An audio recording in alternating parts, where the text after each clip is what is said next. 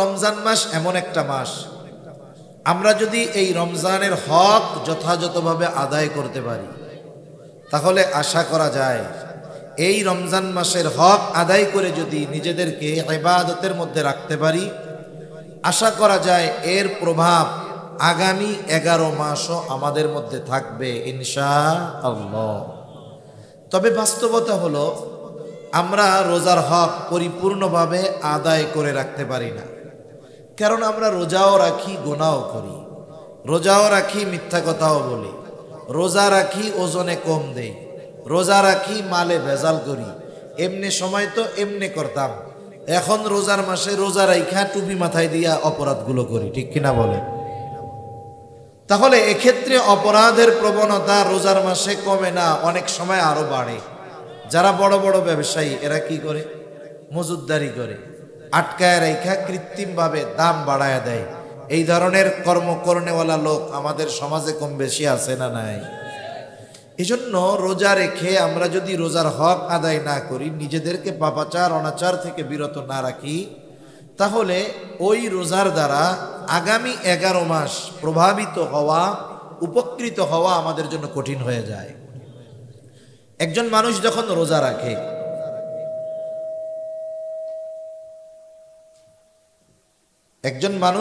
রোজা রাখে, রাসূল সাল্লাল্লাহু আলাইহি ওয়াসাল্লাম বলেন, কারো রোজা এটা না খেয়ে থাকার নামান্তর, কারো রোজা না খেয়ে থাকার নামান্তর। তার মানে সে না খেয়ে শুধু তার ফরজটাই আদায় হয়, কিন্তু রোজার পরিপূর্ণ ফজিলত পুরস্কার সে অর্জন করতে পারে না। একটা ছেলে পরীক্ষা দিয়েছে, পরীক্ষাতে সে 100-র মধ্যে 33 পাইল। বলেন তো পাস না ফেল? একটু জোরে বলেন না, পাস না ফেল? পাস। আর একজন 100-তে 100 পাইছে, বলেন তো সে পাস না ফেল? সেও পাস। এখন এই দুই ছাত্র এক জায়গায়, একজন জিজ্ঞাসা করছে, তুমি পরীক্ষার ফলাফল কি, পাস করছো না ফেল? বলে পাস করেছি। কত পাইছো? বলেন তো 33 পেয়ে যে পাস করছে সে তো পাস, কিন্তু ও যে 33 পাইছে আনন্দের সাথে বলবে নাকি লজ্জা পাবে বলতে? মাথা নিচে করে 33 পাইছে, পাস করেও বলতে তার লজ্জা লাগে, ঠিক না? আর একজন 100 যে পাইছে, তুমি কি করছো? বলে আমিও পাস করছি। কত পাইছো? বলে আমি 100-তে 100 পেয়েছি। এখন বলেন তো দুইজনই পাস, তবে দুইজনের মধ্যে পার্থক্য আছে না নাই? সেজন্য অনেকে রোজা রাখে, রোজা রাইখা কত পায়? বলে 33। এইটা পাস কইরাও বলতে অনেক সময় লজ্জা পায়। আর একজন রোজা রাখছে, গোনা করে নাই, পাপ থেকে বাঁচছে, চোখের গোনা, জবানের গোনা থেকে বেঁচেছে, আমলের মাধ্যমে সময়কে ব্যয় করছে, বলে পাস করছে। কত পাইছো? বলে 100-তে 100 পাইছি। সুবহানাল্লাহ বলে। মনে রাখবেন, আপনাদের মসজিদগুলোতে যেই খতিব সাহেব আছেন উনি অবশ্যই রমজানের ফজিলত, মাসায়েল এগুলোর ব্যাপারে আলোচনা করবেন। এজন্য আমি ওই বিষয়টা বিশদ আলোচনা করতেছি না। এই বিষয়গুলো আলোচনা উনি করবেন যে রোজা রাখলে কি ফজিলত, বড় বড় ফজিলতের কথা আছে। এখন কথা হলো কোন রোজাদার ওই ফজিলতগুলো পাবে? বলে ওই রোজাদার পাবে যে গোল্ডেন A+ মার্কা পাস করছে, ঠিক কিনা বলেন? আর নাইলে কি হবে? ও শুধু পাস করছে, ওর ফরজিয়াতটা আদায় হলো, আল্লাহ তাআলার আদেশ মান্য করা হলো, কিন্তু এই রোজার কারণে আল্লাহ তাআলা স্পেশাল যেই পুরস্কার, মর্যাদা, সম্মানের কথা ঘোষণা করছেন, ওই যে পাপও করছে, এর কারণে সে ওগুলো থেকে বঞ্চিত থাকবে, ঠিক কিনা? এখন যে যথাযথভাবে ওই যে রোজার হক আদায় করে রোজা রাখবে, আশা করা যায় তার এই প্রভাবটা আগামী 11 মাস তার মধ্যে থাকবে। শেষ হওয়ার আগে আবার যদি হায়াত থাকে সে রোজা পেয়ে যাবে। তাই আল্লাহ সুবহানাহু ওয়া তাআলা আমাদের সকলকে রোজার হক আদায় করে এই রমজান মাস অতিবাহিত করার তৌফিক আল্লাহ দান করুন। সকলে বলি আমিন। সাথে সাথে আল্লাহ তাআলার কাছে আমরা স্পেশালভাবে দোয়া করব। হায়াত মৌতের কথা তো বলা যায় না, বলা যায়? দেখা যাবে এখন আমি এমন একটা স্টেজে আছি যখন আমার অনেক পাপ গুনাহ, এখন আমি এমন একটা অবস্থার মধ্যে আছি, আল্লাহ তাআলার কাছে বলি, আল্লাহ আপনি আমাদের হায়াত রমজান পর্যন্ত পৌঁছায়া দেন, রমজান পর্যন্ত পৌঁছায়া দেন। সাথে সাথে আমরা ডে কাউন্টিং শুরু করব, দিন গণনা শুরু করব যে আজকে 20 তারিখ, আগামীকাল সন্ধ্যা থেকে 21 তারিখ, এভাবে 29 তারিখ যদি নতুন চাঁদ না ওঠে আর একটা তারিখ বাড়বে। এখন কি হবে, যখন আমি এই তারিখগুলো রমজানের প্রস্তুতির জন্য হিসাব রাখবো, রমজান যত নিকটে আসবে দেখবেন তত নিজের মধ্যে একটা আগ্রহ, উদ্দীপনা, ইচ্ছা, উচ্ছ্বাস পয়দা হবে, ঠিক কিনা বলেন? আগের থেকে যদি কিছু রোজা রেখে অভ্যস্ত হই তাহলে দেখা যাবে রমজানের শুরুতে আমাদের ইবাদত করতে কষ্ট হবে না। কেন? বলে আমি আগের থেকেই তো প্রস্তুত আছি রোজা রাখার জন্য, ঠিক কিনা? নাইলে কি হয়, রোজার শুরুর দিকে যারা রোজার আগের থেকেই রোজার প্রস্তুতি নেয় না, এই শাবান মাসে টুকটাক কিছু নফল রোজা রাখলে একটা অভ্যস্ততা হয়, কিন্তু শাবান মাসেও রোজা রাখে নাই, হঠাৎ করে রোজা শুরু করছে যখন, সারাদিন না খেয়ে থাকতেছে। এইবার দুপুরের পরে মসজিদগুলোর মধ্যে দেখা যায়, গ্রাম হোক আর শহর হোক, এক একজন 4 হাত পাও 4 দিক দিয়ে শুয়ে আছে, এরকম হয় আপনাকে ওইদিকে? অনেক সময় বোঝা যায় না মইরা আছে না বাইচা আছে। এখন একজন যায় নড়া দেয়, কি হয়েছে বাইচা আছেননি? হ্যাঁ বাইচা আছি। কি হয়েছে? রোজায় ধরছে। মানে কইতেও কষ্ট হয়। কি বলে? বলে রোজায় ধরছে। আসলে রোজা কি ধরতে পারে নাকি? তার মানে রোজা রাখার কারণে যে ক্লান্তি, কষ্ট, সেটা তার উপরে প্রভাব ফেলেছে। কিন্তু আগের থেকে সে যদি একটু নিজের প্রস্তুত করত, অভ্যস্ত হইত, তাহলে শুরুর থেকেই রোজা, তারাবি, সাহারি, ইফতার সবগুলো প্রাণবন্ত সহকারে করতে পারতো, ঠিক কিনা বলেন? এজন্য যেহেতু এখনো সময় আছে 10 দিন, আমরা সময়গুলো গণনা করব, সাথে সাথে আমরা যেন যথাযথভাবে আনন্দ, উদ্দীপনা, আগ্রহের সাথে রোজাগুলো পালন করতে পারি, সেই প্রচেষ্টা আমরা করব। আল্লাহ তাআলা তৌফিক দান করেন। আমি যে আয়াতখানা আপনাদের খেদমতে তিলাওয়াত করেছি, উক্ত আয়াতে কারিমার মধ্যে আল্লাহ সুবহানাহু ওয়া তাআলা ইবাদতের পুরস্কার কয় ধরনের হবে আল্লাহ তাআলা সে কথা বর্ণনা করেছেন। আল্লাহ সুবহানাহু ওয়া তাআলা নারী এবং পুরুষের মধ্যে সৃষ্টিগত কিছু পার্থক্য এবং শরীয়তের সামান্য কিছু বিষয়ের পার্থক্য, তারতম্য ছাড়া আর সকল বিষয়ে নারী এবং পুরুষের মধ্যে আল্লাহ তাআলা সমতা দিয়েছেন। 1 নম্বর, সৃষ্টিগত যেই পার্থক্য বা তারতম্য। সৃষ্টিগত পার্থক্য কি? আল্লাহ তাআলা নারীকে স্পেশাল কিছু বৈশিষ্ট্য দিয়েছেন যেগুলো পুরুষকে দেন নাই, আবার পুরুষকে কিছু বৈশিষ্ট্য আল্লাহ তাআলা দিয়েছেন যেগুলো নারীকে দেন নাই। নারীর ওই বৈশিষ্ট্যগুলো দেখে আমরা বুঝতে পারি, বলতে পারি ইনি একজন নারী। পুরুষের বৈশিষ্ট্যগুলো দেখে আমরা বলতে পারি ইনি একজন পুরুষ। নারীর বৈশিষ্ট্য কি এগুলো বলার প্রয়োজন নাই, এমনিই আপনারা বুঝবেন। পুরুষের বৈশিষ্ট্য কি এগুলোও বলা লাগে না, এগুলো এমনিই বোঝা যায় যে পুরুষের দাড়ি ওঠে, পুরুষের চেস্ট, বুক সমান থাকে, হ্যাঁ, এই ধরনের কিছু আলামত আছে। আল্লাহ তাআলা পুরুষের কণ্ঠের ভিতরে একটা কর্কশতা, শক্ত শক্ত ভাব দিয়েছেন। নারীদের ব্যাপার কি? সৃষ্টিগতভাবে যেগুলো দেখা যায়, আল্লাহ সুবহানাহু ওয়া তাআলা তাদেরকে দাড়ি দেন নাই, তারা লম্বা চুল রাখে, তাদের কণ্ঠের মধ্যে কোমলতা আল্লাহ তাআলা দান করেছেন। এছাড়াও কিছু দৈহিক পরিবর্তন আছে। এই বিষয়গুলো দেখে কে পুরুষ কে নারী আমরা বুঝতে পারি, ঠিক কিনা বলেন? এটা একটা পার্থক্য। এখন শরীয়তে কি পার্থক্য? শরীয়তে যেই পার্থক্যগুলো আছে, যেটা দৃশ্যমান মনে হয় কিন্তু আসলে এটাকে পার্থক্য বলা যায় না, কিন্তু বাস্তবতা হলো শরীয়তের যেই বিষয়টা নিয়ে ইসলাম বিদ্বেষীরা ইসলামের উপরে সবচাইতে বড় আঘাত করার অপচেষ্টা করে, এটা হলো যে তারা বলে ইসলাম সম্পদ বন্টনের ক্ষেত্রে নারীদেরকে ঠকিয়েছে। নাউজুবিল্লাহ। আসলে বাস্তবতা হলো ইসলাম ঠকায় নাই, ইসলাম নারীকে জিতিয়েছে। মনে করেন 2 জন মানুষ, আপনার দুজনকেই চেনা, দুজনকেই জানা। আপনি একজনকে মাসের বেতন দেন 50,000, আপনার জানা আছে যে ওই লোকের খরচ 50,000-এর বেশিও কোনো মাসে হয়, তাকে দিলেন কত? 50,000। আর একজনকে দিয়েছেন আপনি 25,000, আপনি জানেন যে এই লোকের খরচ আছে মাসে 15,000, তাহলে 50,000 যাকে দেওয়া হইল দেখা যাচ্ছে বেশি, কিন্তু তার খরচটাও বেশি, মাস শেষে তার কিছুই থাকে না। কিন্তু যাকে 25,000 দিলেন, এই ব্যক্তির খরচ 15,000, মাস শেষে তার থাকে 10,000। বলেন তো, যদিও দেখা যায় 50,000 বেশি, যদিও দেখা যায় 25,000 কম, কিন্তু 50,000 ওয়ালার খরচ বেশি হওয়া, 25,000-এর খরচ কম হওয়ায় বলেন তো মাস শেষে, দিন শেষে, বছর শেষে লাভবান কে? যারে বেশি দিচ্ছেন সে, না যাকে কম দিয়েছেন সে?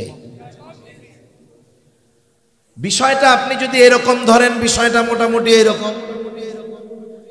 আল্লাহ তাআলা পুরুষকে দিয়েছেন নারীর দ্বিগুণ, দেখা যায় নারীকে দিয়েছেন অর্ধেক কম, কিন্তু বাস্তবতা হলো নারীকে যা দিয়েছেন তাই থেকে যায়, একটুও কমে না। নারী যখন বাবার ঘরে থাকে, নারী যখন কন্যা বাবার ঘরে, এই নারী, এই মেয়েটার বিবাহ হওয়ার আগ পর্যন্ত, বিবাহ 15 বছরে হোক, 18 বছরে হোক, 20 বছরে হোক, 25 বছরে হোক, 30 বছরে গিয়াও যদি তার বিবাহ হয়, এই বাবা ওই মেয়ের বিবাহের আগ পর্যন্ত, 30 বছরেও যদি বিবাহ হয়, ওই 30 বছর পর্যন্ত ওই মেয়ের খরচ চালাতে বাধ্য। ওই মেয়ের খরচ চালাতে কি বলেন? বাধ্য, বিবাহ দেওয়ার আগ পর্যন্ত। কিন্তু একটা ছেলের ক্ষেত্রে বাবা খরচ দিতে বাধ্য কতক্ষণ? একটা হলো বাধ্য, আর একটা হলো স্বইচ্ছায় দেওয়া, দুটার মধ্যে তফাৎ আছে। একটা ছেলের ক্ষেত্রে বাবা খরচ দিতে বাধ্য ততক্ষণ, বলে ছেলে বালেগ না হবে যতক্ষণ। একটা ছেলে বালেগ হয় কয় বছরে বলতে পারেন? আহাদুল বুলুগ হলো আরবিতে 15 বছর। চন্দ্র হিসাবে 15 বছর বয়সে একটা ছেলে বালেগ হয়েই যায়। এর আগেও হতে পারে, 12 বছরেও হতে পারে, 13 বছরেও হতে পারে, 14 বছরেও হতে পারে। তবে ইংরেজি হিসাবে যেহেতু 15 বছর, ইংরেজি হিসাবে আরবির থেকে মাইনাস হবে প্রতি বছরে 10 দিন করে, তাহলে 150 দিন আরও যদি মাইনাস দেন, তাহলে ইংরেজি হিসাবে 14.5 বছরের একটু বেশি সময়, এর মধ্যে একটা ছেলে পরিপূর্ণ বালেগ হয়ে যায়। তার মানে একটা বাবা ছেলের খরচ চালাতে বাধ্য সর্বোচ্চ 14.5 বছর পর্যন্ত। এরপরে গিয়া যদি বাপ কয় আমি তোমার খরচ দিতে পারবো না, বলেন বাবার এই কথা বলার অধিকার আছে না নাই? কিন্তু একটা মেয়ে যখন বালেগ হবে, বিবাহ হয় নাই, বাপ যদি বলে তোমার খরচ দিতে পারবো না, এ কথা বলার অধিকার বাবার আছে? তার মানে দেখেন, শুরুতেই বাবার ঘরে থাকা অবস্থায় মেয়ে অধিকার পায় বেশি, ফ্যাসিলিটি পায় বেশি, সুযোগ সুবিধা পায় বেশি। আর যদি বাবা ইচ্ছা করে 14.5 বছরের পরে ছেলের খরচ দিবে না, তাহলে এটা বাবার ইচ্ছা। যদি বাবা দেয়, এটা বাধ্য দিতে, এটা দিতে বাবা বাধ্য নয়, বরং বাবা এটা সন্তানের প্রতি এক্সট্রা ইহসান করে দেয়। ঠিক কিনা বলেন? তাহলে বলেন, বাবার ঘরে যখন ছেলে আর মেয়ে, অধিকারের ক্ষেত্রে ইসলাম ছেলেকে জিতাইলো নাকি মেয়েকে জিতাইলো? এবার মেয়েটার বিবাহ হবে, বিবাহ যে করতে যাবে, সে যদি যাইয়া কয় আমি বিবাহ করতে রাজি, কিন্তু মেয়ের খাবার দিতে পারবো না, পোশাক দিতে পারবো না, বাসস্থান দিতে পারবো না, চিকিৎসার খরচ দিতে পারবো না, পর্দায় রাখতে পারবো না, এই পারবো না, তাইলে বলেন ওর সাথে কি মেয়ে বিবাহ দিবে না ওরে পিটানি দিবে? কবুল বলার আগে এই বিষয়গুলোর ব্যাপারে সে সম্মতি দেয়। ঠিক কিনা বলেন? যে আমি সব দায়িত্ব নিয়ে এখন আমি বিবাহ করলাম। তাহলে একটা মেয়ে যখন বিবাহের পরে স্বামীর ঘরে যায়, এই স্বামী তার সব খরচ চালাতে বাধ্য, তার কোনো খরচ নাই। ওষুধ লাগবে 10 টাকার, ওইটাও স্বামী দিতে বাধ্য। খাবার খাবে, স্বামী দিতে বাধ্য।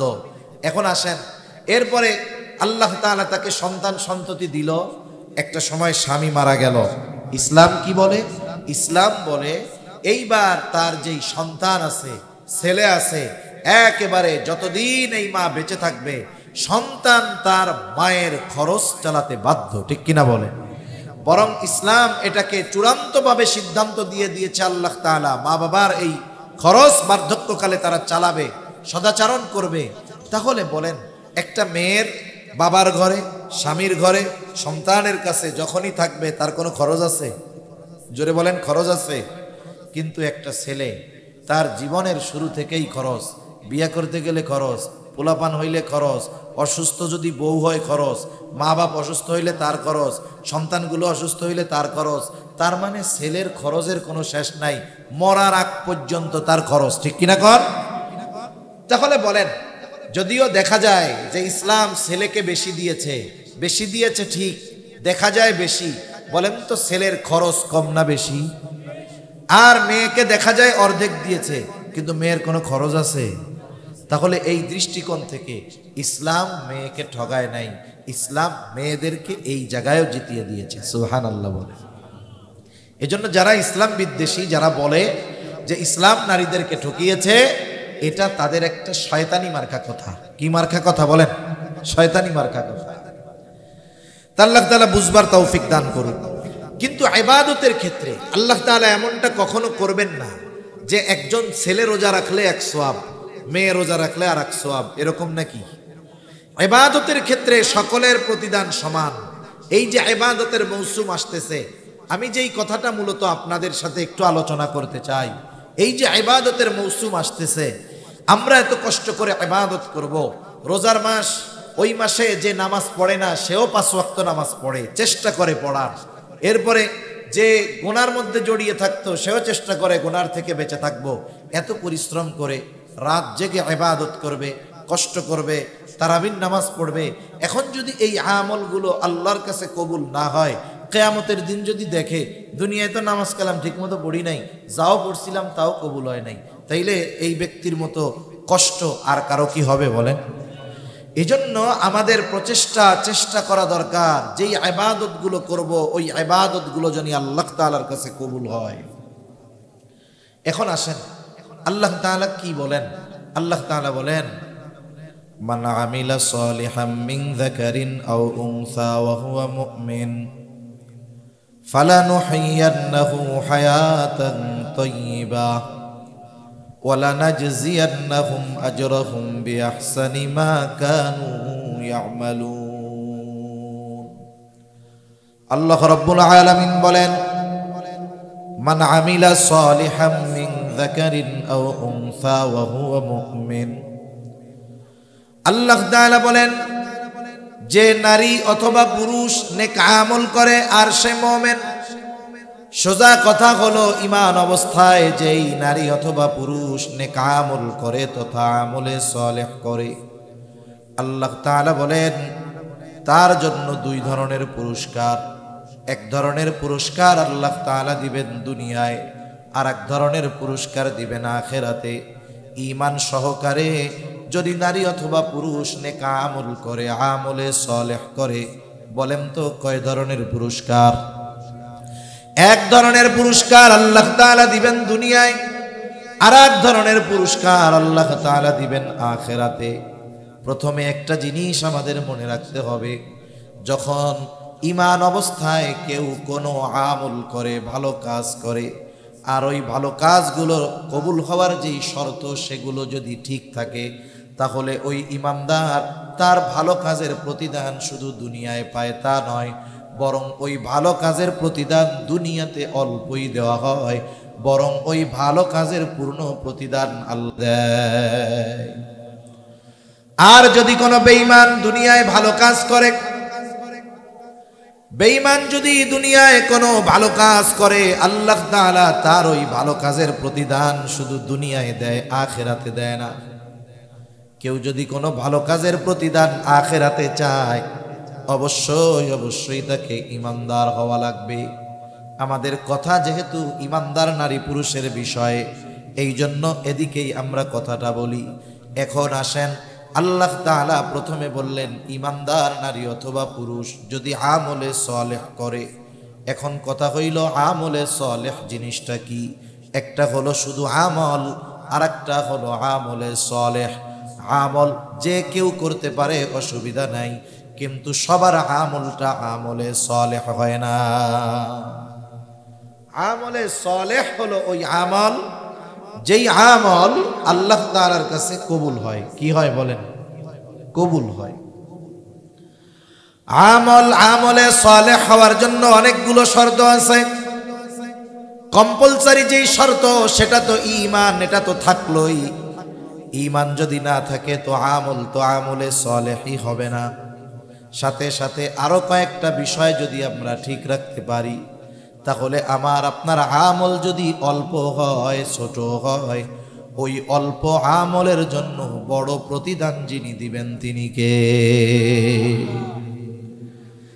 তাহলে আমল যদি আল্লাহ তাআলার কাছে কবুল করাতে হয়, তাহলে 1 নাম্বার ঈমান তো লাগবেই, 2 নাম্বার লাগবে ইখলাস, তথা নিয়তের বিশুদ্ধতা লাগবে যে আমি এই আমলটা কার জন্য করতেছি। আমি নামাজ পড়তেছি কার জন্য? আমি হজ করতেছি আল-হাজ হাজি হওয়ার জন্য নাকি আল্লাহর জন্য? আমি দান সাদকা করতেছি কার জন্য? আল্লাহর জন্য। এই বিষয়গুলো আগে ফিক্সড করতে হবে। মোট কথা হলো আমার ছোট বড় সকল আমল আল্লাহ তাআলার জন্যই করতে হবে। ইখলাস বিষয়টা দেখা যায় না। ইখলাসের সম্পৃক্ততা হলো অন্তরের সাথে। কিসের সাথে? এজন্য আল্লাহ রাব্বুল আলামিনের কাছে ইখলাসওয়ালা ইবাদত বড় সুন্দর ইবাদত বলে পরিগণিত হয়। আল্লাহ তাআলা বেশি ইবাদত চান না, আল্লাহ রাব্বুল আলামিন সুন্দর ইবাদত চান। পবিত্র কোরআনুল কারীমের সূরাতুল মুলক আল্লাহ তাআলা বলেন, আল্লাযী খালাকাল মাউতা ওয়াল হায়াতা লিয়াবলুয়াকুম আইয়ুকুম আহসানু আমালা। তিনি আল্লাহ যিনি মৃত্যু এবং জীবন সৃষ্টি করেছেন। কেন? বলে লিয়াবলুয়াকুম, তোমাদের পরীক্ষা করার জন্য। আবার যদি প্রশ্ন করি আল্লাহ কিসের পরীক্ষা? বলে পরীক্ষা হলো আইয়ুকুম আহসানু আমালা, পরীক্ষা হলো তোমাদের কারা আমল কত সুন্দর। তাহলে বলেন আল্লাহ তাআলা বেশি ইবাদত চায় নাকি সুন্দর ইবাদত চায়? এখন সুন্দর কাকে বলে? আমাদের সংজ্ঞায় সুন্দর একরকম, আল্লাহ তাআলার সংজ্ঞায় সুন্দরটা হলো আর এক রকম। আমরা সুন্দর বলি ওইটাকে যেটা চোখে দেখার পরে আমাদের ভালো লাগে, এটাকে বলি সুন্দর। কিন্তু আল্লাহ তাআলার কাছে সৌন্দর্যের সম্পর্কটা হলো অন্তরের সাথে। যদি আল্লাহ তাআলার কাছে চেহারা সৌন্দর্যের কারণে সুন্দর বলে বিবেচিত হইতো, তাহলে ওই আফ্রিকার মানুষগুলো এরকম দামি মানুষ হতে পারতো না। আল্লাহ তাআলার কাছে আফ্রিকার অনেক কালো মানুষের দাম অনেক। হযরত বেলাল রাদিয়াল্লাহু তাআলা আফ্রিকান লোক, কালো। বলেন তো আল্লাহর কাছে দাম কম না বেশি? তাহলে আল্লাহ তাআলার সংজ্ঞায় সুন্দর কারা? নবীজি বলেন, ইন্নাল্লাহা লা ইয়ানজুরু ইলা সুওয়ারিকুম ওয়ালাকিন ইয়ানজুরু ইলা কুলুবিকুম। নিশ্চয়ই আল্লাহ তাআলা কারো সূরত দেখেন না, আল্লাহ তাআলা কারো সিরাত দেখেন না। আল্লাহ তাআলা দেখেন না কে কত সুন্দর, কার বংশ কত বড়, কার বংশ কত ভালো। আল্লাহ কি দেখেন? বলে ওয়ালাকিন ইয়ানজুরু ইলা কুলুবিকুম, বরং আল্লাহ তাআলা দেখেন কার অন্তর কেমন, কার হৃদয়টা কেমন।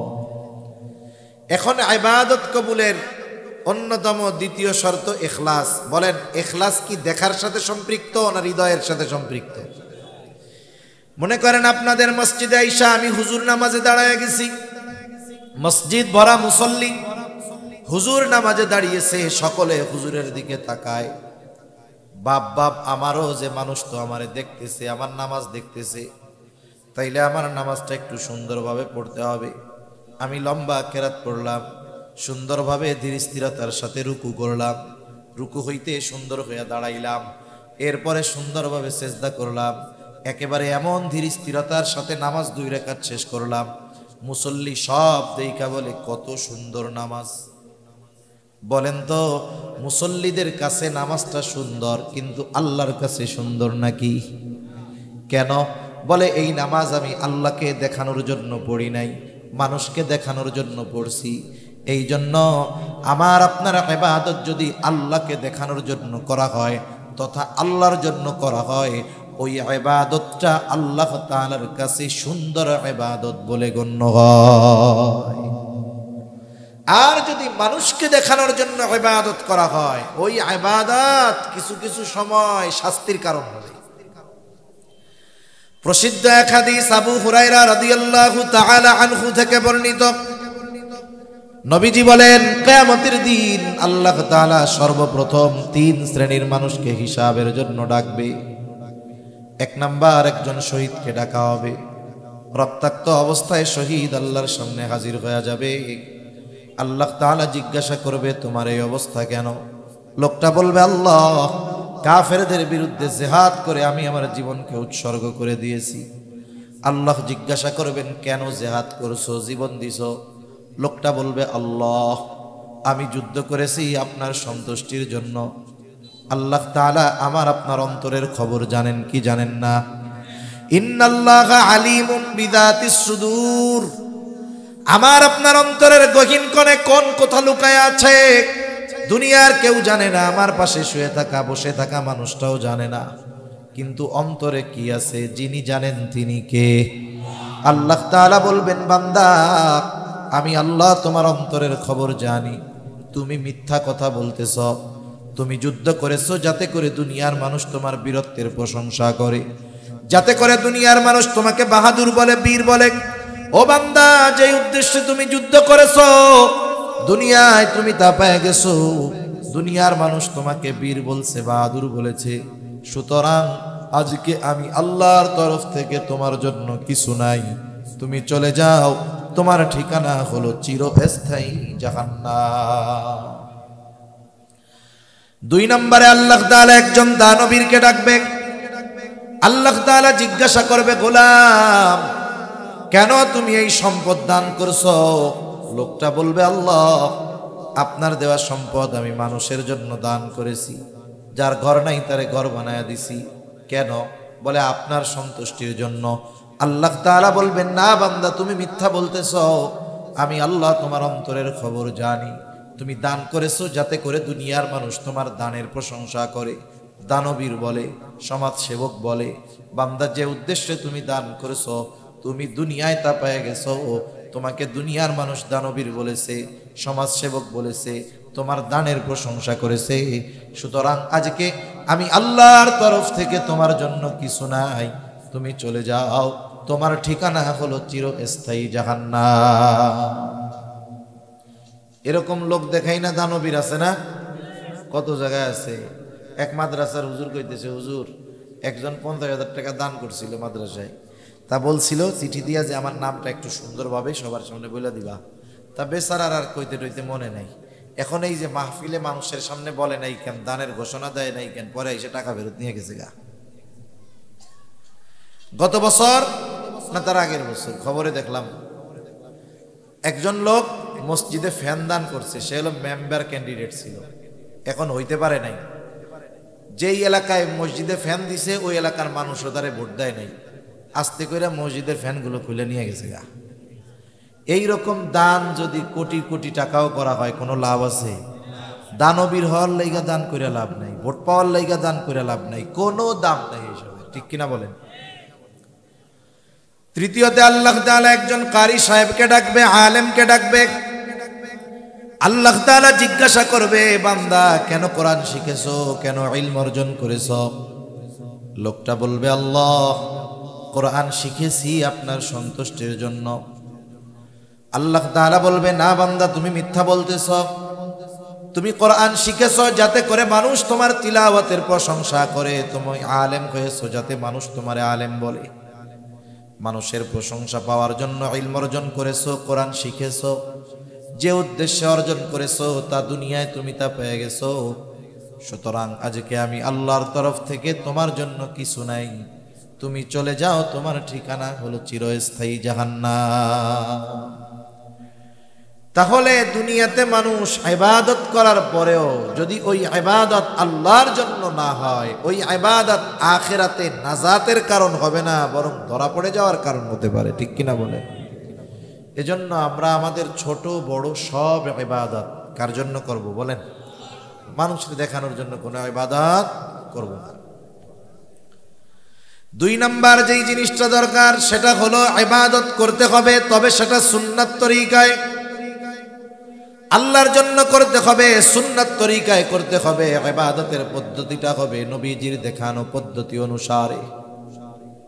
দুনিয়াতে এমন কোনো ইবাদত নাই যেই ইবাদত সুন্নাত তরিকায় নাই, বরং সুন্নাত তো হলো এমন এক পরশ পাথর, যেই পরশ পাথর যদি দুনিয়ার কোনো কাজের সাথে লাগায় দেওয়া হয় ওটাও ইবাদত হয়ে যায়। সুবহানাল্লাহ। যেমন দৈনিক আমাদের কিছু কাজ থাকে, জরুরত ছাড়া পায়খানা প্রস্রাব করা, খানা দানা খাওয়া, এটা প্রতিনিয়তই আমরা করি কি করি না? কেউ যদি দৈনিক 10 বার বাথরুম করে সওয়াব হবে নাকি? কোনো দৈনিক যদি 10 বার বাথরুম করতে যায় সওয়াব হবে? যদি একবারও না যায় গুনাহ হবে, গুনাহ হবে না, সওয়াব হবে না, এমন এক কাজ। কিন্তু এই কাজটা যদি নবীজির তরিকায় করে, কার তরিকায়? নবীজির পদ্ধতিতে যদি এই সুন্নাহ এইভাবে যদি কাজটা করে, জরুরতটা যদি সারে। মনে করেন একজন মানুষ ফজরের নামাজের জন্য ঘুম থেকে উঠছে, নামাজে যাবে, বলে আছে হইল আর 20 মিনিট মসজিদের দিকে রওনা হবে। ইতিমধ্যে জরুরতে চাপ দিছে, লোকটা চিন্তা করতেছে ওযু তো করে ফেললাম, আবার জরুরতে চাপ দিল।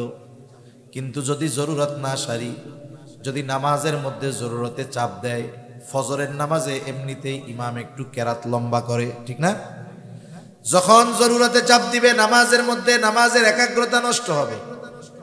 আর যখন জরুরতে চাপ দিবে, নামাজে দাঁড়ানো অবস্থায় যদি কষ্ট হয়, ইমাম সাহেব সূরা কাউসার পড়লেও মনে হবে যে বাকারা পড়তেছে। কথা বুঝেন নাই? পড়তেছে ইন্না আতাইনা কাল কাউসার। এখন আমার তো পেটের মধ্যে অবস্থা খারাপ, কি মনে হবে যে কি রে, এই সূরাও দেখি শেষ হয় না।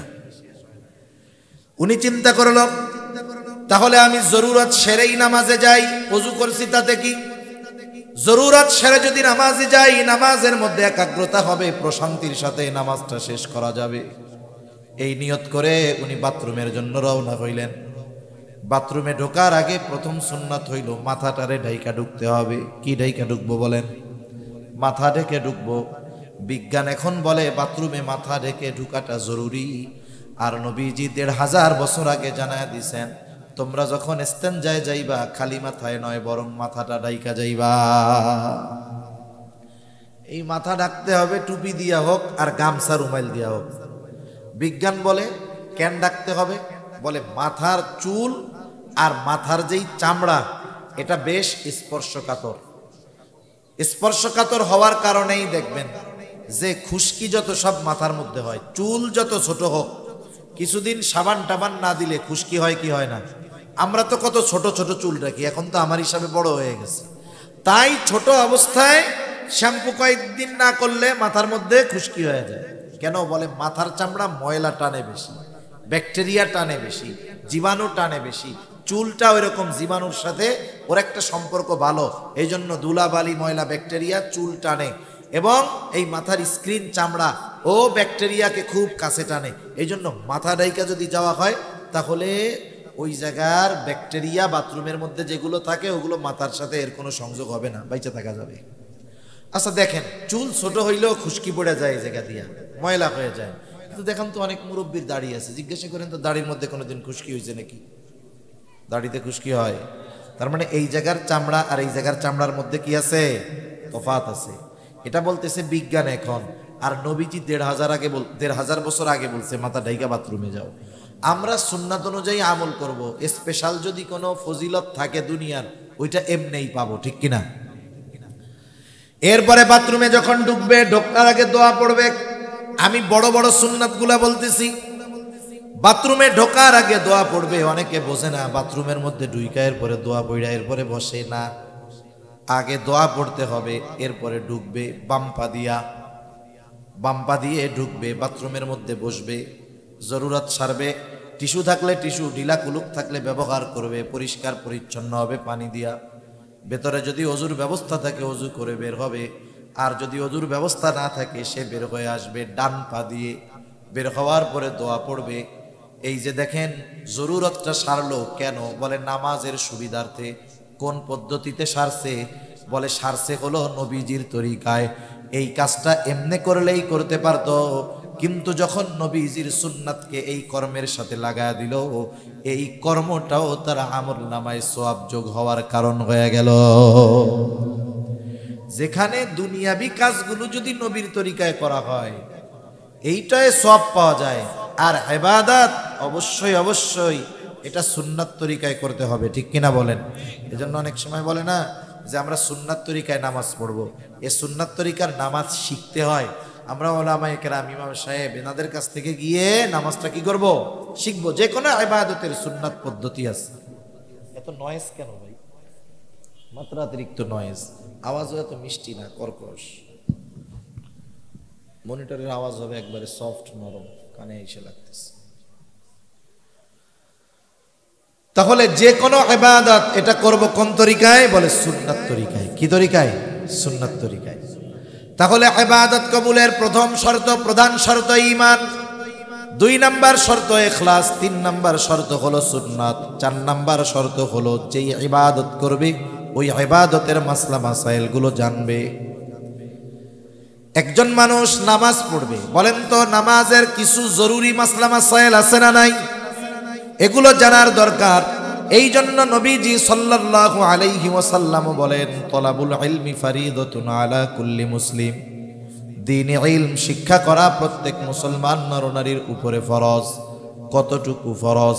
কেউ কেউ বলেন একজন নিজে দ্বীনের উপরে পরিপূর্ণ চলার জন্য যতটুকু ইলমে দ্বীন দরকার শেখা ফরজ। আবার কেউ কেউ বলেন না, আর একটু বেশি শিখতে হবে। কতটুকু বেশি? আল্লাহ তাআলা কোরআনুল কারীমের মধ্যে বলেন, ইয়া আইয়ুহাল্লাযীনা আমানু কু আনফুসাকুম ওয়া আহলিকুম নারা। আল্লাহ তাআলা বলেন, হে ঈমানদারেরা, নিজে জাহান্নামের আগুন থেকে বাঁচো, অধীনস্থদেরকেও বাঁচাও। নিজে কেমনে বাঁচবা? বলে আল্লাহ তাআলার আদেশ নিষেধ মান্য করার মাধ্যমে নিজে জাহান্নাম থেকে বাঁচো। অধীনস্থদের কেমনে বাঁচাইবা? বলে তাদেরকে দ্বীনের উপরে পরিচালনা করার মাধ্যমে বাঁচাও। নিজে চলার মাধ্যমে বাঁচো, অধীনস্থদেরকে চালানোর মাধ্যমে বাঁচাও। এখন বলেন, আমি আপনি যদি পরিপূর্ণ দ্বীনের উপরে চলতে যাই, ইলমে দ্বীন অর্জন করার দরকার আছে না নাই? নিজে যদি চলতে চাই ইলমে দ্বীন দরকার, তাইলে আরেকজনরে যদি চালাইতে চাই ওই চালানোর জ্ঞান দরকার আছে না নাই? তাহলে কতটুকু শিখতে হবে? বলে কমপক্ষে নিজে এবং নিজের অধীনস্থদেরকে দ্বীনের উপরে চালানো যায় এই পরিমাণ ইলমে দ্বীন শিক্ষা করা প্রত্যেক মুসলমান নরনারীর উপরে ফরজ। এখন বাস্তবতা হইল, আমাদের সমাজের অনেক মানুষ আছে নামাজি, ভালো মানুষ, 5 ওয়াক্ত নামাজ পড়ে, কিন্তু আফসোস এই পরিমাণ ইলমে দ্বীন সে শিক্ষা করে নাই। তাহলে তো সে গুনার মধ্যে আছে, ঠিক কিনা বলেন? এখন শিখবো কেমনে? এক এক কথায় আসলে এক একটা শুধু বাড়তে থাকে। আমি চাইতেছি কমাইতে, এটা আরো বাড়ে। শিখবো কেমনে? শেখার পদ্ধতিটা কি? আমাদের ছোট ছোট বাচ্চা যারা আছে এদেরকে আমরা মাদ্রাসায় দিলে, নুরানি মাদ্রাসায় দিলে এগুলো শিখতে পারবে, ঠিক কিনা বলেন? শুনেন, যে জামানা আসতেছে, আগামী প্রজন্ম দ্বীনহীন হয়ে যায় কিনা, দ্বীন শূন্য হয়ে যায় কিনা, তাদেরকে তো নাস্তিক মুরতাদ বানানোর জন্য আমাদের পাঠ্যপুস্তকের মধ্যে নাস্তিক্যবাদ, সেকুলারিজম, ধর্মহীনতা, সমকামিতা সহ সকল ধরনের পাপাচার শিক্ষা দেওয়ার অপচেষ্টা চলতেছে, ঠিক কিনা বলেন? আমরা বুঝতেছি যে এই শিক্ষার দ্বারা আমাদের সন্তান জান্নাতের রাস্তা বহুদূর, ওর জাহান্নামে এলো দৌড়ায় দৌড়ায় যাবে। কেউ চায় না যে তার সন্তান বদ্দীন হোক। তাহলে কি করার দরকার? বলে সন্তানদেরকে আগে দ্বীন শেখাইতে হবে। আপনি আগে আপনার সন্তানটাকে মাদ্রাসায় দিবেন, দ্বীন শিখাবেন। একটা ছেলে যদি নুরানিতে 3, 4 পর্যন্ত পড়ে, আশা করা যায় ওই ছেলেটা জরুরতে দ্বীন তথা দ্বীনের উপরে চলার জন্য যতটুকু জ্ঞান অর্জন করা ফরজ ততটুকু আলহামদুলিল্লাহ সে অর্জন করে ফেলে। তাহলে কি হইল? আপনি তাকে যেই যে দ্বীনের উপরে চালানোর জন্য দ্বীন শেখাইলেন, এটা তার হক আপনার উপরে ছিল। আপনি যেই বাপ, ডাক্তারের বাপ, ইঞ্জিনিয়ারের বাপ, অনেকে এসে গর্বের সাথে বলে আমার 3 পোলা ডাক্তার। আপনি ডাক্তার বানাইছেন, ঠিক আছে, টাকা কামাইবে, অসুবিধা নাই, কিন্তু এই ডাক্তারকে যদি আপনি ওই পরিমাণ দ্বীন শেখানোর ব্যবস্থা না করেন, ওই ডাক্তার যদি কিয়ামতে জাহান্নামে যায়, আপনি বাপরে আগে জাহান্নামে নেওয়ার ব্যবস্থা সে করবে, ঠিক কিনা বলেন? এজন্য জাগতিক লাইনে যা বানান না কেন সেটা পরের হিসাব, কিন্তু তার ভিত্তিমূলক শিক্ষাটা দ্বীনি শিক্ষায় দেন। এটা এখন আমাদের জন্য সর্বোচ্চ জরুরি, কারণ আমাদের সন্তানদের ক্লাস 3 থেকেই নাস্তিক বানানোর কর্মকাণ্ড এরা চালু করে দিচ্ছে, ঠিক কিনা বলেন? সন্তান আপনার, ভবিষ্যৎ আপনার সন্তানের, চিন্তা করবেন, সিদ্ধান্ত নেবেন, এটাও আপনারা। আমরা শুধু আপনাদের বলে দিতে পারি, আপনাদের সিদ্ধান্ত নিয়ে নেওয়ার ক্ষমতা বা সিদ্ধান্ত দেওয়ার ক্ষমতা আমাদের নাই। আমরা সতর্ক করতে পারি, ঠিক কিনা বলেন? তাহলে দ্বীন ইলম ছোট মানুষদের তো শিক্ষা করবে। এখন আমরা বুড়া মুরব্বী, আমরা কোত্থেকে শিখবো? আপনারা আপনাদের মসজিদের ইমাম সাহেবের সাথে বলেন যে হুজুর, দ্বীন ইলম শিক্ষা করা তো প্রত্যেক মুসলমানের উপরে ফরজ। কোন বিষয়গুলো বা কতটুকু শিক্ষা করা ফরজ আমরা তো জানি না। আপনি দৈনিক আমাদের 1 ঘন্টা সময় দেন, আধা ঘন্টা সময় দেন, যে আমরা জরুরতে দ্বীন তথা যে বিষয়গুলো ফরজ এগুলো আমরা একটু শিখি। আসল কথা হইল, 7 দোকানে টিভি দেখা 5 ঘন্টা কাটাইতে কষ্ট হয় না, কিন্তু ইমাম সাহেবের কাছে গিয়া 1 ঘন্টা দিন শিখতে গেলে জান বাইর হয়ে যায়, ঠিক কিনা বলেন? আপনার আমার সুযোগ আছে, এই জবাবদিহিতা আল্লাহ তাআলার কাছে করতে হবে। এটা বলতে পারবো না যে হুজুর আল্লাহ আমরা শিখি না এর জন্য মোল্লারা দায়ী। কেন? শেখার জন্য তো নিজের আগ্রহের দরকার। আপনার সময় ছিল, সুযোগ ছিল, 4 দোকানে টিভির সামনে বসে আড্ডা দিয়ে গল্প দিয়ে কাটাইছেন, আপনি 1-1.5 ঘন্টা সময় মসজিদে ইমাম সাহেবের কাছে দিতে পারেন নাই, এর জন্য ধরা খাইতে হবে কি হবে না? এজন্য এখন থেকে, আজকে থেকে দৃঢ় প্রতিজ্ঞাবদ্ধ হব। যারা মনে করেন যে আমার জরুরতে দিন, যতটুক দিন শেখা ফরজ জানা নাই, আপনি ইমাম সাহেবের সাথে পরামর্শ করেন, হুজুর কোন কোন বিষয়গুলো শিখতে হবে, একটা একটা করে আমাদেরকে এক একদিন শিখাইয়া দেন। যদি 2-4-6 মাস মেহনত করেন সর্বোচ্চ, মুরব্বী মানুষ জেহেনে ধরবে কম, এই 6টা মাস যদি একটু মেহনত করেন ইনশাআল্লাহ যতটুকু দিন শেখা ফরজ আপনি শিখে ফেলতে পারবেন। যদি না শিখেন কি হবে? দেখা গেল এই গুরুত্বপূর্ণ ইবাদতগুলো নষ্ট হবে, আপনি টেরও পান না। যেমন একটা বলি, নামাজের ভেতরে বাহিরে 13 ফরজ। কত ফরজ? জোরে বলেন কত ফরজ? বলেন তো, ফরজ ছুইটা গেলে নামাজ থাকবে না যাবে? এখন একজন নামাজির যে ফরজ ছুইটা গেছে এটা বোঝার জন্য তাকে আগে নামাজের বাহিরে ভিতরের 13 ফরজ জানতে হবে। যদি না জানে কোন টাইমে যে ফরজ ছুটছে জানেই তো না, এখন ও যতই না জানুক কিন্তু আর নামাজ তো থাকবে। নামাজের ওয়াজিব 14টা, ওয়াজিব ছুটে গেলে সাহু সিজদা দিতে হয়, সাহু সিজদা না দিলে নামাজ হবে না। এখন যে নামাজের ওয়াজিব 14টা এটা তো আগে তাকে জানতে হবে, জানলেই না বুঝবে যে আমার ওয়াজিব একটা ছুটছে, এখন সাহু সিজদা দিব। ফরজ ছুটে গেলে নামাজ শেষ, সাহু সিজদা দিলে কাজ হবে না। ওয়াজিব ছুটে গেলে সাহু সিজদা দিতে হবে, দিলে নামাজ হয়ে যাবে, না দিলে হবে না। আবার দেখেন নামাজ ভঙ্গের কারণ আছে 19টা, ওই 19টা থেকে একটা কারণ পাওয়া গেলে নামাজ ভেঙে যায়। দেখা গেল নামাজ ভঙ্গের কারণগুলো জানা নাই, 19টা থেকে একটা যদি সংগঠিত হয়ে যায়, বলেন তো নামাজ থাকবে না যাবে? তাহলে এই যে নামাজ ভাঙ্গার কারণ 19টা শিখতে হবে, এটাও শেখা ফরজ। নামাজের ওয়াজিবগুলো জানাও ফরজ, নামাজের ফরজগুলো জানাও ফরজ। আবার বলেন তো ওযু ভঙ্গের কারণ কয়টা? বলে 7টা। এই 7টা থেকে একটা কারণ যদি পাওয়া যায় নামাজ থাকবে না যাবে? বলেন তো। 2 জন নামাজ পড়তেছে পাশাপাশি, এখন একজন নামাজ শেষ হওয়ার আগে 2টা সাহু সিজদা দিয়া আবার নামাজ যথারীতি শেষ করেছে। পাশের জন জিজ্ঞাসা করে বাইরে, তুই যে সাহু সিজদা দিলি কারণটা কি? বলে কারণ হইল আমার একটু হদস হয়ে গেছে, মানে একটু বায়ু বের হয়ে গেছে। কি হয়েছে? বাতাস বের হয়েছে।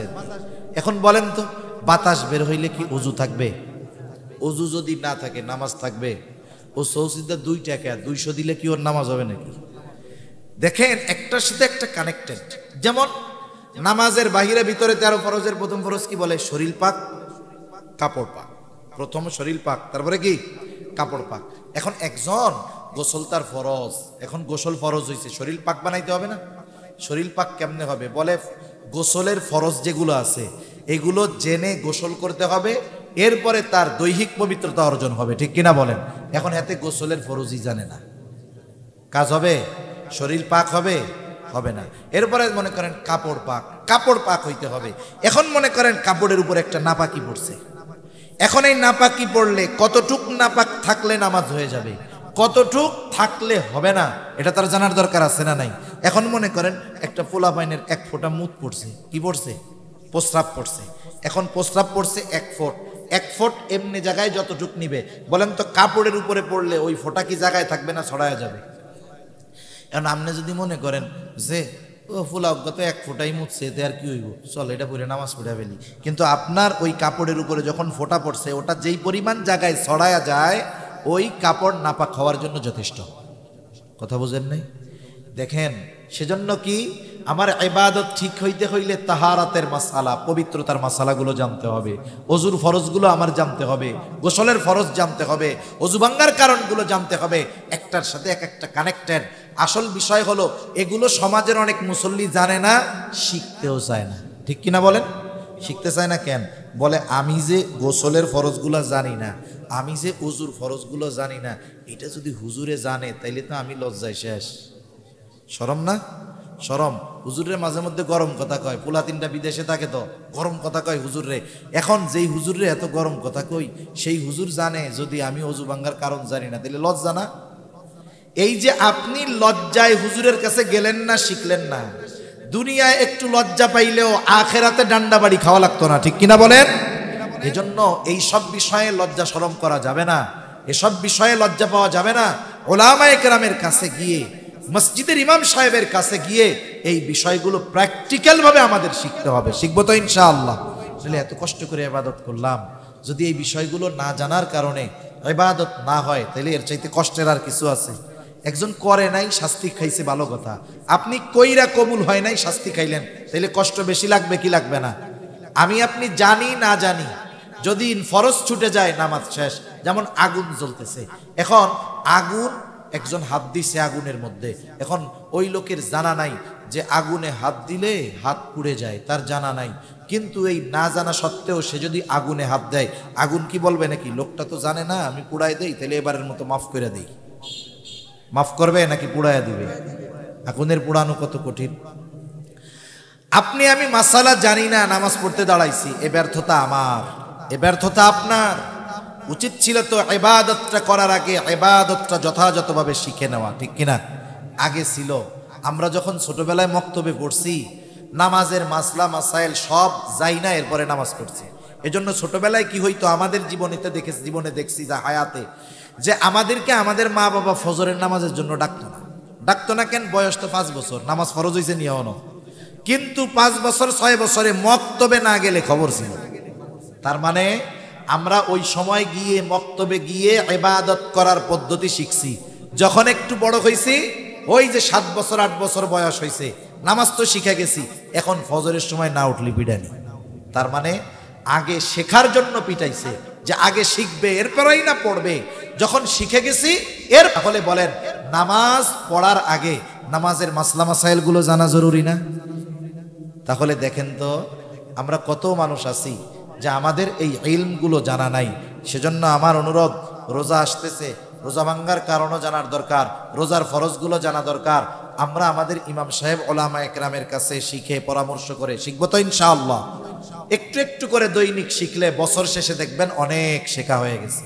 সেজন্য অনুরোধ করব, এই দুনিয়ার লজ্জার চিন্তা বাদ দিয়া আখেরাতে ডান্ডা পিটানির কথা চিন্তা করেন, তাইলে এই লজ্জা আর লজ্জা মনে হবে না। তাহলে ইবাদত কবুলের প্রথম প্রধান গুরুত্বপূর্ণ কম্পালসারি শর্ত হলো ঈমান, 2 নাম্বার ইখলাস, 3 নাম্বার সুন্নাত, 4 নাম্বার যে ইবাদত করবে অবশ্যই সিএনজি চালায়, অন্যের জমিনে কামলা দেয়, সে যদি এই পরিশ্রমটা, এই হালাল কর্মটা হালাল রুজির জন্য করে, হালাল উপার্জনের নিয়তে করে এই হালাল কাজ, তাহলে এটা তার কি হবে বলেন? ইবাদত হবে। কিন্তু আফসোস, আমাদের দেশের মানুষ কেউ যদি সুযোগ পায় হারাম উপার্জনের, ওই হারামের নাম পাল্টাইয়ে ওরা খাওয়া শুরু করে। যেমন সমাজে অনেক চাকরি আছে, ওই চাকরি হইলে কয় আলহামদুলিল্লাহ, আমার আর বেতনের টাকায় হাত দেওয়া লাগবে না। নাউজুবিল্লাহ। কেন বেতনের টাকায় হাত দেওয়া লাগবে না কেন? কয় বকশিস টকশিস যা পামো তাতেই তো কাম সারা। সরকারি চাকরি করে বকশিস, এটা ঘুষের নাম দিছে, ঘুষের কয়েকটা নাম আছে, একটা দিছে বকশিস, চা পানের টাকা, স্পিড মানি। এখন আবার কতক লোক এই ঘুষের টাকারে হাদিয়ার নাম দিয়া চালায়। নাউজুবিল্লাহ বলেন। হাদিয়ার ব্যাপারে নবীজি বলেন, হাদিয়া আদান প্রদানে মহব্বত বাড়ে, এটা দেওয়া সুন্নত, নেওয়া সুন্নত। আর এই ঘুষ রে বানাইছে হাদিয়া। নাউজুবিল্লাহ বলেন। বলে কিছু হাদিয়া দিয়েন, কামটা কইরা দিব। কোন জায়গায় কি জিনিস ব্যবহার করতে হয় বুঝে না। এটার নাম দিছে স্পিড মানি। আপনি সরকারি অফিসে যাবেন, দেখবেন কামের গতি নাই, যেই টাকা দিবেন বলে ওই টাকায় গতি বেড়ে যায়, এই জন্য এটার নাম কি? স্পিড মানি। নাউজুবিল্লাহ। এই যে টাকাগুলো খাইতেছে, এখন ঘুষ মনে করে খায় না, ও উল্টা মনে করে, ওইটা মনে হয় ওর পাওনাটা হক। ঘুষ খায় কি মনে করে? এখন না, হক মনে করে। আল্লাহ ওদের হেদায়েত দান করুক, সকলে বলি আমিন। আর রাশি ওয়াল মুরতাশি ওয়ার রায়েশ, ঘুষখোর, ঘুষ দাতা, ঘুষ গ্রহিতা, ঘুষ দাতা, ঘুষ গ্রহিতা, মধ্যস্থতাকারী, এই 3 জনই সমান অপরাধী। 3 জনই কি বলেন না? সমান অপরাধী। বান্দার হক নষ্ট করে এরা।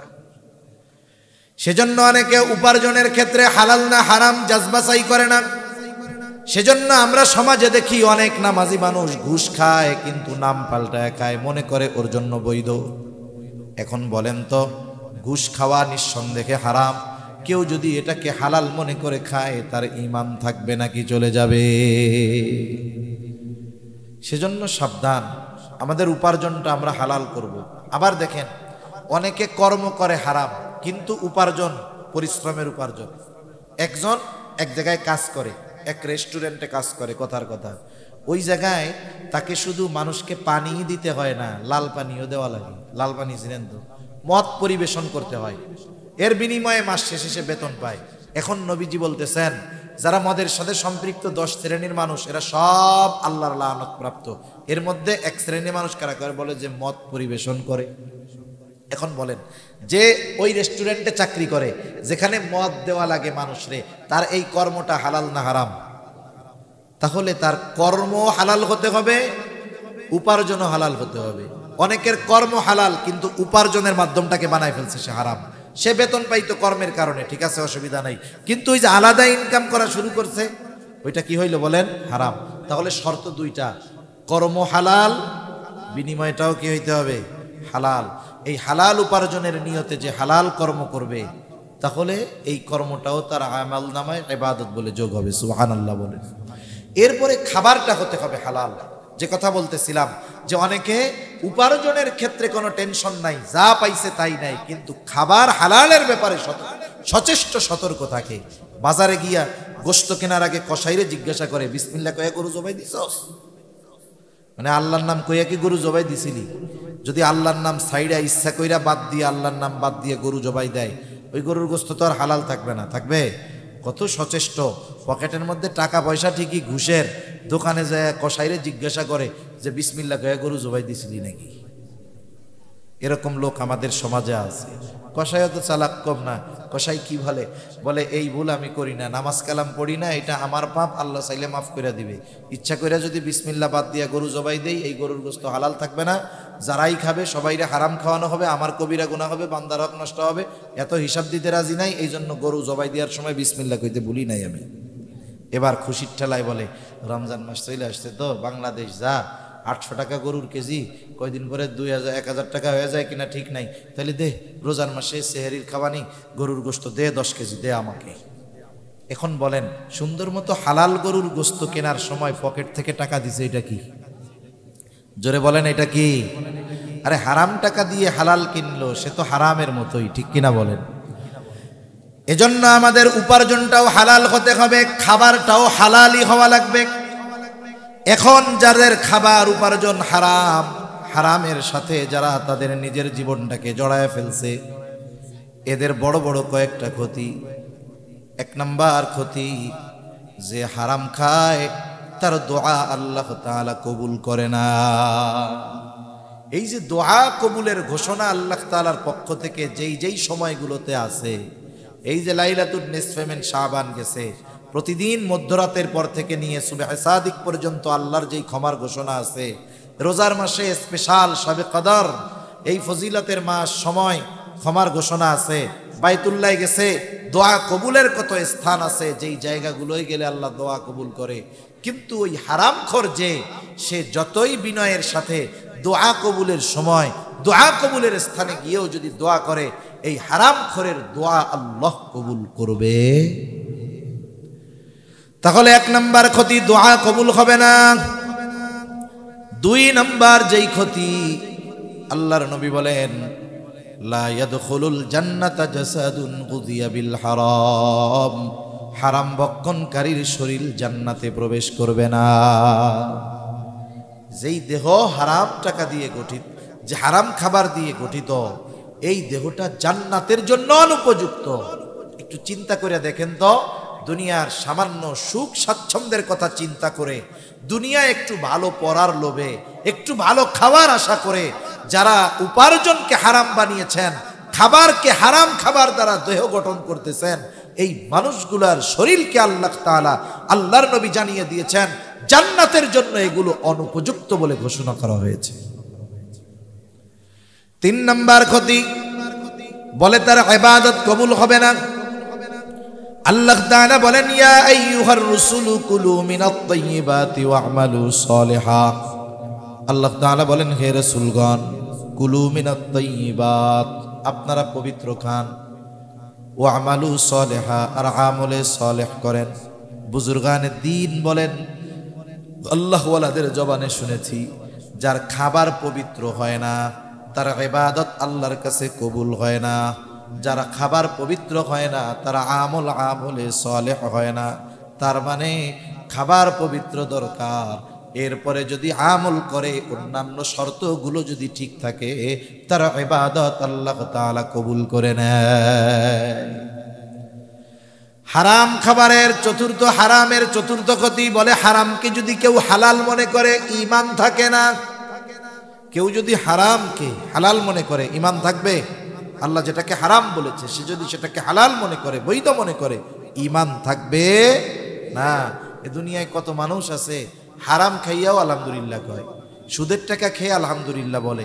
বলেন তো, কেউ যদি বিসমিল্লাহ বলে ঠাট্টা মস্করা করতেছে, বিসমিল্লাহ কইয়া মদ খায়, ওর ঈমান থাকবে না যাবে? কেউ যদি এমনে মদ খায় কবিরা গুনাহ হবে, কিন্তু যদি সে মদকে বৈধ হালাল মনে করে কিন্তু মদ খায় না, তার ঈমান চলে যাবে। বিসমিল্লাহ বলে খাইছে, শেষ। খাইয়া আলহামদুলিল্লাহ কইছে, শেষ। এজন্য বুঝতে হবে যে কত সতর্ক সচেষ্ট থাকার দরকার আমাদের।